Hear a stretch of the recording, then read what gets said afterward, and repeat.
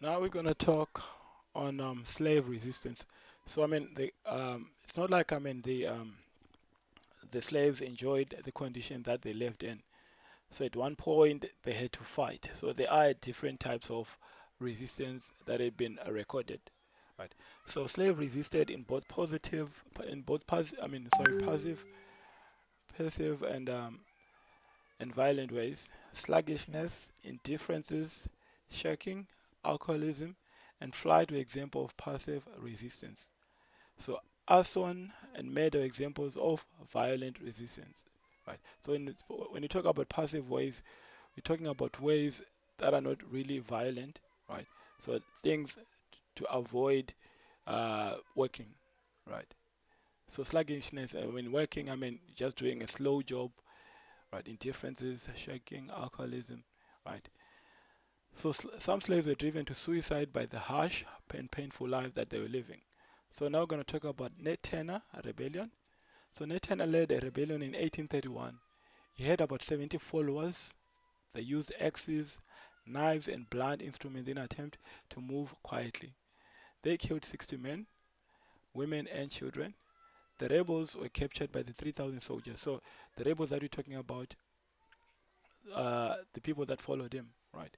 So Ned 10 and 56 of his followers were hanged. So slave owners became afraid of similar attacks, and many innocent slaves were killed as a result because they thought they might rise up and fight or kill them as well.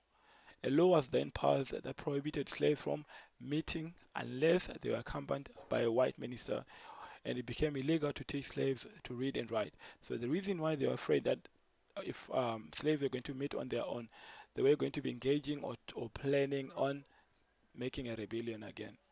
So Ned Turner is considered to be a hero. Now we also have Joseph Sink. So he held a revolt on a slave ship, the Amistad. They overthrew the crew and killed 4 people, including the captain. They told the crew to take them back to West Africa.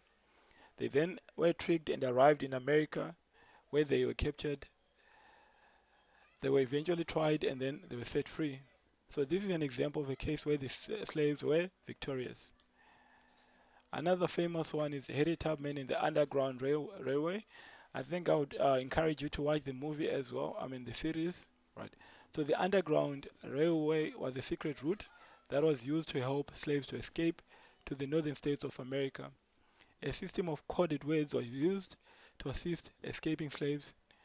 Stations were safe houses. So that is station for the train. Passengers were slaves. Conductors were the guides, right, taking them away um, from the slave masters. So station masters were the owners of the safe houses. So Harriet Tubman was a slave who helped about 300 slaves to escape. She was never captured and went on to fight for women's rights. Let's talk about John Brown. John Brown was passionate about ending slavery. He believed that slavery could be ended through violent means. He raided an armory in an attempt to get guns for the slaves. His house was burned down and his son killed by people who did not want slavery abolished. So the people that were in support of the slave trade or slavery, that is the whites obviously, he was hanged for treason and is considered a martyr for the cause of ending slavery. And then a martyr is somebody who dies for his belief.